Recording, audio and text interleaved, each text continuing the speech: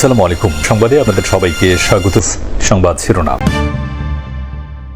পিআরের নামে আবারও ফ্যাসিবাদ কায়েমের ষড়যন্ত্র চলছে, অভিযোগ বিএনপি নেতাদের। জনপ্রিয়তা যাচাইয়ে নির্বাচনের মাঠে নামার পরামর্শ। সোশ্যাল মিডিয়ায় বিএনপি করছে কিন্তু বিএনপি তার বিরুদ্ধে কি ব্যবস্থা নিচ্ছে ওটা তো ফলো করে আপনারা বলছেন না। নির্বাচন আয়োজনে অন্তর্বর্তী সরকারের উপর আস্থা আছে ৭০% মানুষের, জরিপ ইনোভেশনের। পিআর কি জানে না ৫৬% মানুষের যে এক্সপেকটেশন যদি এরকম থাকে, বাংলাদেশে কারো সাধ্য নাই এই ইলেকশনটাকে কোনো ধরনের প্রশ্নবিদ্ধ করতে পারবে। শুধু নির্বাহী আদেশে নয়, আইনি বিচারের মাধ্যমে আওয়ামী লীগ নিষিদ্ধ চান নাহিদ ইসলাম। দল হিসেবে অপরাধের অকাট্য প্রমাণ আছে, জানালেন চিফ প্রসিকিউটর। যারা ২০১৪ সালের নির্বাচনে বিএনপিকে অংশ নিতে বাধাগ্রস্ত করেছিল, তারাই এখন কিছু দলকে মাঠে নামিয়ে নির্বাচন বানচালের চেষ্টা করছে বলে অভিযোগ করেছেন দলটির নেতারা।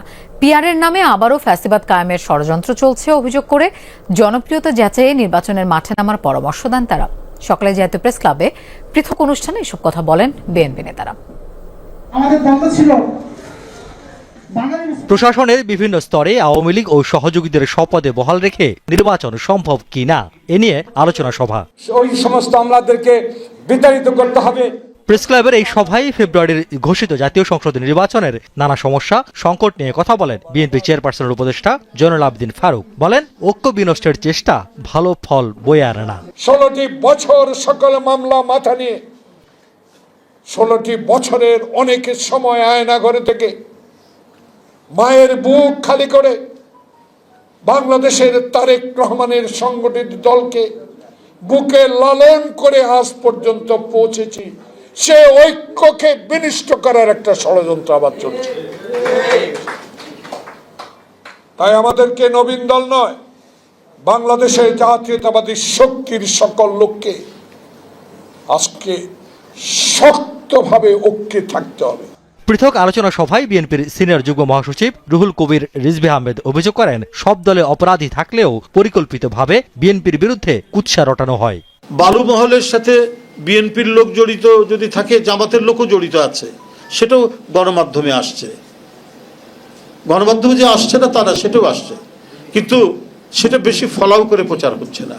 সিলেটের পাথর উত্তোলনের সাথে জামাতের নেতার নাম পাওয়া যাচ্ছে, নারী ঘটিত বিভিন্ন ঘটনার সাথে নাম পাওয়া যাচ্ছে, কিন্তু সোশ্যাল মিডিয়ায় বিএনপি করছে কিন্তু বিএনপি তার বিরুদ্ধে কি ব্যবস্থা নিচ্ছে ওটা তো ফলো করে আপনারা বলছেন না।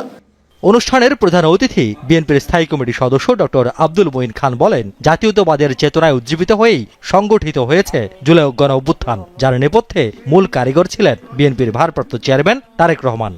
আসুন, শহীদ প্রেসিডেন্ট জিয়া রহমান যে কথাটি বলেছিলেন, ব্যক্তির চেয়ে দল বড়, দলের চেয়ে দেশ বড়, সেই আদর্শে আমরা উদ্বুদ্ধ হই। বাংলাদেশি জাতীয়তাবাদের যে আদর্শ, সেই আদর্শকে অনুসরণ করে আমরা বাংলাদেশকে বিশ্বের বুকে পুনরায় একটি সম্মানশীল জাতি হিসাবে প্রতিষ্ঠিত করব। নানা ষড়যন্ত্র মোকাবেলা করে সবাইকে নির্বাচনমুখী হবার আহ্বান জানান বিএনপি নেতারা। সকল মানুষকে একই সুতায় গ্রথিত করে নির্বাচন আয়োজনে অন্তর্বর্তী সরকারের উপর আস্থা আছে ৭০% মানুষের, আর দেশের ৫৬% জনগণ জানেনই না সংখ্যানুপাতিক নির্বাচন বা পিআর পদ্ধতি কি। ইনোভেশন নামের এক প্রতিষ্ঠানের জরিপে উঠে এসেছে এমন তথ্য। ডেইলি স্টার ভবনে জরিপের ফলাফল প্রকাশ অনুষ্ঠানে প্রধান উপদেষ্টার প্রেস সচিব শফিকুল আলম বলেন, পিআর নাকি বিদ্যমান পদ্ধতিতে নির্বাচন, তার সিদ্ধান্ত নেবে রাজনৈতিক দলগুলো। আমার জায়গা থেকে বলাটা ভুল হচ্ছে। আগামী ফেব্রুয়ারিতে জাতীয় নির্বাচনের তারিখ ঘোষণা করেছে অন্তর্বর্তী সরকার। সেই নির্বাচনকে সামনে রেখে জনগণের নির্বাচন ভাবনা তুলে আনতে জরিপ পরিচালনা করেছে গবেষণা সংস্থা ইনোভেশন। আমাদের ডেটায় আসলে যেটা আসছে সেটা জরিপে প্রশ্ন করা হয় সরকারের কার্যক্রম, ভোটদানের নিরাপত্তা, পুলিশ প্রশাসন, চাঁদাবাজি, উচ্চকক্ষে পিআর পদ্ধতি, জনগণের ভোট দেওয়ার আগ্রহ সহ কয়েকটি বিষয়ে। সেখানে মতামত জানান দেশের ৬৪ জেলার ১০,৪১৩ জন। রোববার জরিপের ফলাফল প্রকাশ করা হয় গণমাধ্যমের সামনে। জানানো হয়, নির্বাচন আয়োজনে অন্তর্বর্তী সরকারের ওপর আস্থা আছে 70% মানুষের, আর 68% মনে করেন ভোটের সময় পুলিশ ও প্রশাসন নিরপেক্ষভাবে দায়িত্ব পালন করবে। জরিপে ফলাফল অনুযায়ী দেশের 56% মানুষই জানেন না সংখ্যানুপাতিক নির্বাচন বা পিআর পদ্ধতি কি। এর পক্ষে প্রায় 21.8% এবং বিপক্ষে মত দিয়েছে 22.2% মানুষ। না হয় এই ধরনের কথা অনেক সময় তাদের কাছে শোনা যায়, কিন্তু এটা খুবই সুস্পষ্ট যে বাংলাদেশের মানুষ ফেব্রুয়ারিতে ইলেকশন চায়। আগামী নির্বাচনে ভোট দেওয়ার প্রশ্নে আগ্রহ প্রকাশ করেন প্রায় 95% মানুষ। জরিপের ফলাফল দেখে প্রধান উপদেষ্টার প্রেস সচিব শফিকুল আলমের প্রতিক্রিয়াটাও স্পষ্ট। বলেন, ফেব্রুয়ারির নির্বাচন হবে ইনক্লুসিভ। ভোট দিতে চাওয়াটা খুবই একটা ইনক্লুসিভ একটা রেজাল্ট দিচ্ছে। সবাই বলছে, এটা ধরে নিয়েছে যে উইদাউট পতিত স্বৈরাচারও ইলেকশনটা ভালো হবে। 95% ভোট দিতে চাচ্ছে। তাদের যদি সেরকম বড় একটা সাপোর্ট থাকতো, তাহলে তো একটা বড় অংশ বলতো যে না, আমরা ভোটই দিব না, ভোটটা একটা রিগড হবে। পিআর নিয়ে চলমান বিভিন্ন রাজনৈতিক দলের দাবির বিষয়ে সরকারের কোনো অবস্থান নেই বলে জানান প্রেস সচিব। জনমত জরিপে 56% মানুষ মনে করেন দেশে আগের চেয়ে বেড়েছে চাঁদাবাজি। এই অবস্থা থেকে উত্তরণে নির্বাচন সহ গণতান্ত্রিক প্রক্রিয়ায় ফেরার উপর জোর দিয়েছেন বক্তারা।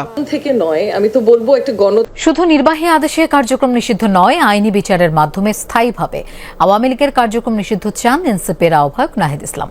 জুলাই আন্দোলনের নেতৃত্ব দেয়া এই সমন্বয়ক আন্তর্জাতিক অপরাধ ট্রাইব্যুনালে শেখ হাসিনার বিরুদ্ধে দায়ের করা মামলায় আসামি পক্ষের জেরা শেষে এই দাবি জানান।